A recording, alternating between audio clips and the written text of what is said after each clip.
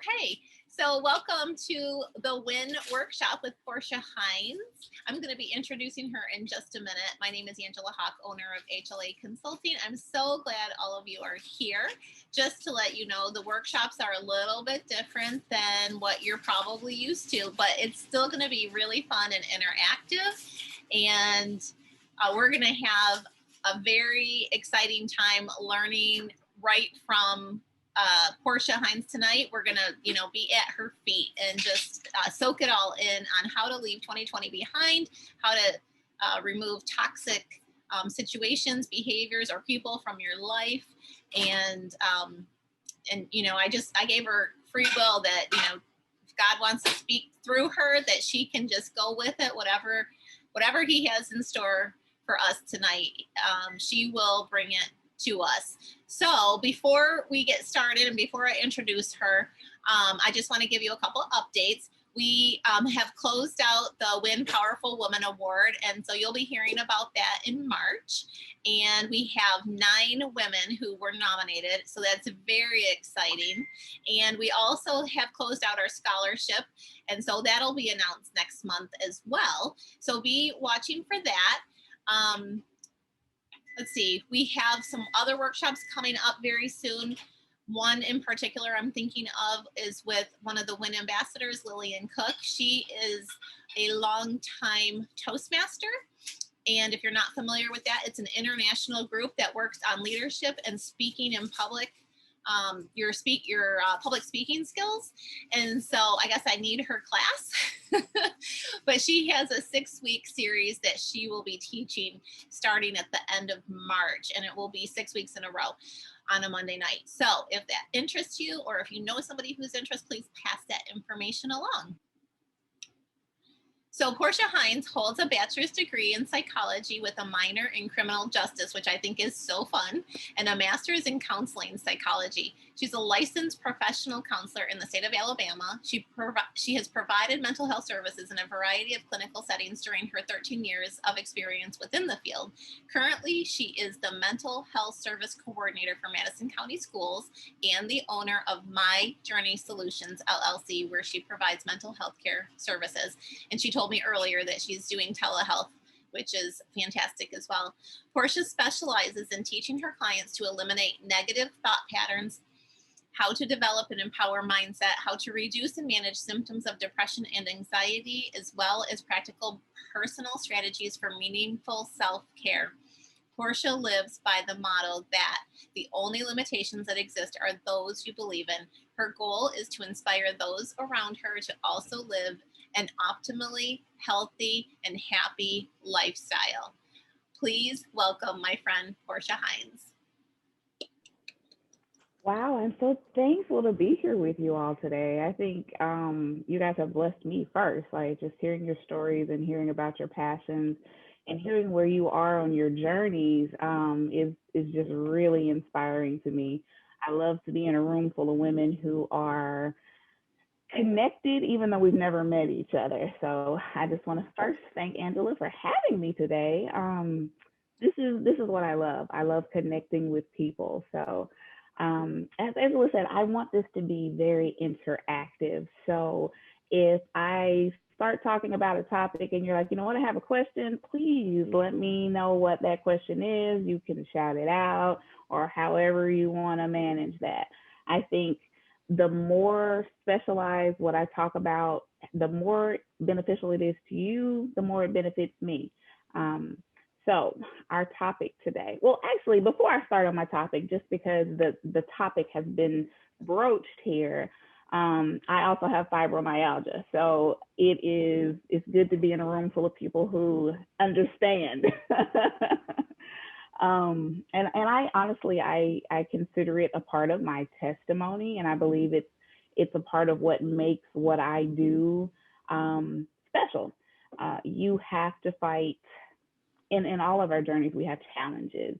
And when you keep going despite a challenge, that makes you a conqueror, you know? And Angela used the God word, so I'm going to use it too. I believe that God gives us gifts and gives us talents, and sometimes we're not aware that they're even in us.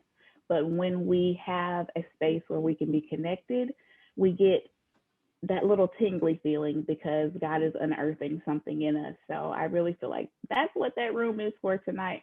Whether it be we're just beginning and we're a little bit timid, or we're a little bit unsure of which direction we're going in, or maybe we're in a space of transition and we've got the little ones and we don't know how to balance everything that we're trying to do, or maybe we have a what seems to be a giant that we're facing and we're afraid to try again. That's why this room was put together tonight. I'm feeling like almost tears here. I don't know about you guys. But I believe in divine intervention and divine connections, and I really do feel as though this was one of those divine connections. All right, so now I'm going back to my notes. Tonight's topic was, how to leave 2020 behind. And I think we've all used the phrase 2020 for so many things now. Like, can you guys believe it's almost been a year since all of this started? And the phrase is commonplace now. 2020 was horrible. 2020 was this. 2020 was that. But in my counseling practice, as well as in my coaching practice, I believe that it's so important to be clear about what it is we're dealing with. And that helps us have clarity on how to move forward. So if you guys will help me, I'll throw out a couple, but you guys help me. Let's get clear about what were the pain points, what were the problems that we were faced with in 2020. For me personally, it was the unknown. Everything was changing daily, and I just felt like I was dodging bullets all day, every day. What about you guys? The isolation. Absolutely. Absolutely. Anyone else? I think for me, I had a number of personal challenges that just didn't seem to end. It was just like one after another, and I felt like I was in a prize fight, and then and I'd come out swinging again. It'd be like, damn, and she's down for the count, and it was like I was just getting my breath and like, okay, I'm gonna put my toe in the water again. I'm gonna get out there again, and I love life. I love to work, and I love to serve, and I love people, and I love life. I love having dancing, and I love music, and I love adventures and travel and all of that. And it's like, I was like, okay, I'm just about up. And it was like, oh man, are you serious? It was, I mean, that was my personal experience, because it was like, wow, I had already felt like I had been in isolation from with the chronic illness for a long time, with a lot of other family issues that were going on. My family had started to kind of fall apart. It was just like, wow, it was just a lot. And then it was like, wow, then we've got this on a global level, even just extreme, I don't even know what you'd call it, hardship, just extreme hardship. And on a global level, after I'd had it on a personal level for some time. One of the good things is if you've had that on a personal level, how I've had it since I was a child on a personal level. I mean, I've gone through a lot of hardship, and it's like the good thing is when it hits on a larger level, you can help people who have never been through anything like that. That is very true. They've never been through that, having to keep a bunch of balls in the air and there's no support, and they don't. I've been there. I grew up like that. So, I mean, I'm at a stage now in my healing around that where I'm seeing the gifts. It's like, it's not, I don't feel like a victim so much anymore. I'm just on the cusp of seeing the gifts. In fact, I never really did. I didn't really, I was very determined not to feel like a victim or be a victim. But I did have to go through that healing stage. And I think in some ways my chronic illness is related to that. And anyway, and sometimes, God sits us down. I use the word now, but and he has in my life, and sometimes maybe on a larger level, to say, we need to reevaluate. There may be some things you need to look at a little. We're going to have to look at things different. There may be some things we need to sort through. Oh yeah, I've said several times over the span of the last year, um, we were all given some space to evaluate within. Yes. No, I wholeheartedly don't believe that God threw this pandemic at us, but I do believe that He can make beauty out of ashes. Um, did anybody else have a something that they've identified that they want to leave in 2020? Like, what was it that you just said, you know what, this is it. This is what I can't move forward with. This was the hardest part for me. Did anyone else want to speak to that? No? Okay. Well, I'll finish my list. Chronic stress, the constant change, fear, like just accepting the fact that, okay, I am afraid in this moment, and doubt. Angela and I were talking briefly beforehand, and I shared with her that in July I had COVID, and it was kind of a rough bout with it. And doubt tried to creep in, like, you're not going to get better. You're going to be one of those people that, da, da, da, da, da. We all know what to do with that at this point, right? But being able to come back to set practices of this is what I have right now, but that's where I want to be. So clearly defining what the problem is, looking it square in the face and saying, here's where I am, but where do I want to go? So I had to ask myself, and this is my process with clients, and this is my process with my children. I treatment plan everything. You guys, as a therapist, I treatment plan everything. All right, what is the problem? Are you clear about what the problem is, and what part of the problem do you want to start with? Okay, so for me, it was the chronic stress. So we're going to walk this journey through with my chronic stress and this process that I go through. All right, so first I had to say, where do I want to go? Okay, I want to be more peaceful. I want to be more calm. I don't want to be anxious. I don't want to be panicky, right? Okay, so what does that look like? I literally have myself or my clients sit down, and I believe in visualizations. I think that God gave us our wonderful imaginations for a reason.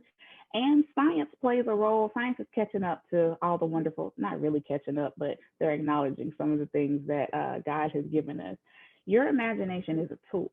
When you visualize things, your body and your body chemistry don't know the difference between if you're experiencing it in reality or if you're just imagining it. So there are so many benefits when you choose to yield that option or that tool. So once I identify the goal where I want to go, what does that look like?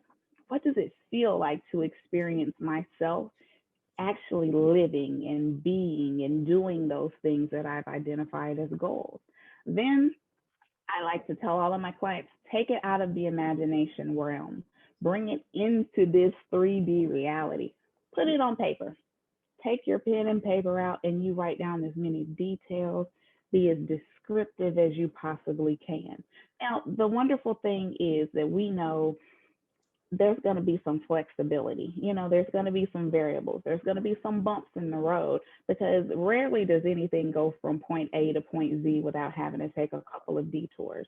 But if you put in your plan at the beginning, I'm going to be resilient and I'm going to be flexible, but I still am going to keep in mind what the end goal is, then I'm eventually going to get there. And here's a fun fact. The reason I named my business My Journey Solutions, because I realized, especially with chronic illness, it's not really just about the destination, but it's about getting there and all of the tools that I'm picking up between here and there. That journey is building confidence because I'm not quitting. I might have hit a roadblock, but when I pick myself back up again, I'm going to build confidence because I'm continuing to move forward.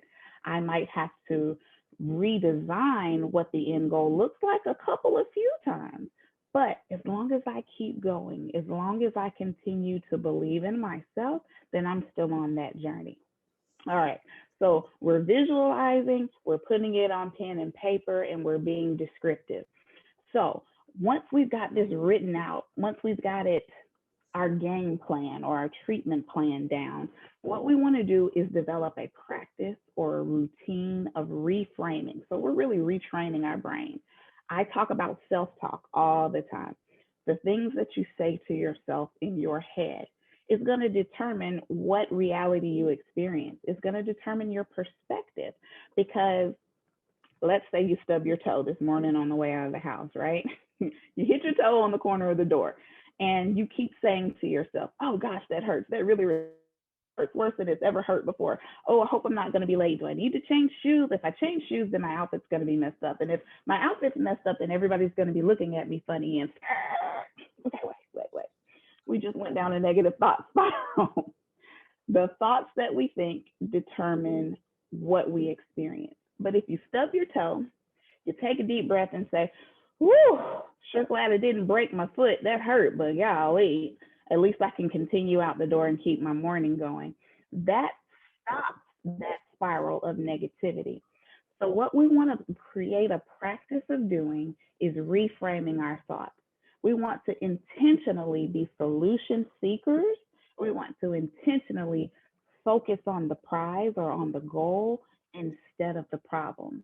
Now, I'm here as a firsthand witness to tell you guys that is not a simple overnight task to accomplish. It just isn't. We have been socialized as negative thinkers. In psychology, we call it automatic negative thoughts. So when we're working with teenagers and young adults, we tell them to step on the ants, those automatic negative thoughts, because that's how we're taught to think. So retraining your thought process is going to take effort. It's going to take effort, and it's going to take consistency. So we're reframing, we're working on our self-talk, and that stems from a place of being aware. You've got to slow down enough to become aware of what you're saying to yourself and how you're saying it to yourself. All right, I've been talking for a couple of seconds here. Let me get some head nods or thumbs up if anybody other than me has problems with automatic negative thoughts. Okay. It's Yeah. Oh, yeah, not me. acronym. You can't see me, but I'm nodding. Oh, awesome. Okay. But what, Portia, I was always like the kind that, like, even when I was a kid, because I know we are conditioned that way, but I always had such a hopefulness in me and such a gratitude and such a looking on the positive, and I was a dreamer and ideal, I always was like looking for no matter the hardship, and that I never lost that. I won't say Oh, that's a never. blessing. I won't say never. I mean, like everybody, it was a blessing. It's a God given thing. And I used to even tell my parents when they get negative, I would be like, when I was little, and and my mom studied Louise Hay and stuff because she had also been conditioned, Yes, I love her. I do too.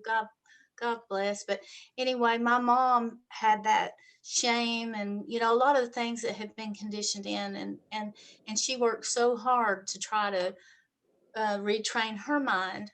Mhm. She spent her lifetime trying to retrain her mind because she had a mother who could be very, very negative. And, Mm. she wasn't as Hard to successful, undo but those things it, that it we've can learned as it childhood. can be. They've learned a lot since then. My mom did it. I remember she had, things stuck on the mirrors and, affirmations and stuff. But I think now they're learning so much there's about, what is it, neuro linguistic Oh programming yeah, and that kind of stuff. I It's geek out on that all exciting. day, Yeah, every day. me too. Because and also it matters who you're around. Like if you have people who can't, if you surround yourself with people who also are looking for the positive, they're solution seekers. You Mhm. align yourself with not complainers, but with solution seekers That every is time. actually on my list to cover, so we can jump to that one. Okay. It's important. You cannot, absolutely cannot have a transformation of your thought and of your processes and remain surrounded by the same company, the same negative company. You have to place yourself in an environment, and that includes people who are going to nurture, water, and prune the soil of the seeds that you've just planted. So if I'm removing negativity from my life, I need to be seeking a community of like-minded people. I need to be seeking out people who are not only going to encourage me, but people who I feel safe enough to speak into their life and encourage them, because reciprocity is so important. If you're giving, giving, giving, and there's no one pouring into you, you're going to be empty. But the same is the same on the flip side of that coin. If there are people in your life that are just giving to you and you never pour into them, you will become a drain on them and you will lose that valuable asset in your life. So community, community, community. One of the hardest things to do, one of the hardest things I experienced when I was a school-based counselor would be when a student would come in for counseling and come in for coaching, and they would be gung-ho and excited and motivated to make change in their life, but they would continue to return home to a negative environment where the other individuals in their family or their home weren't making the same types of positive change. And it was like they had a foot in two different worlds, and they were constantly torn, trying to be this person here at school and be this person at home. And you'll just get exhausted when you're trying to be two different people. So purposefully crafting your inner circle is going to be important. If Well, you're it's just making the making you can't be to be double-minded makes you exactly, unbalanced. It does. exactly, it Hmm. absolutely does. And the next tip is having a real, true, honest conversation with yourself. What am I willing to change? Because we can be aware of what is needed to facilitate change in our lives, but if that secondary gain for that negative habit or behavior is still there and it's more important to us than it's more valuable to us than what it is we've said that we want to achieve, that motivation is going to be stronger. So that honest conversation with yourself.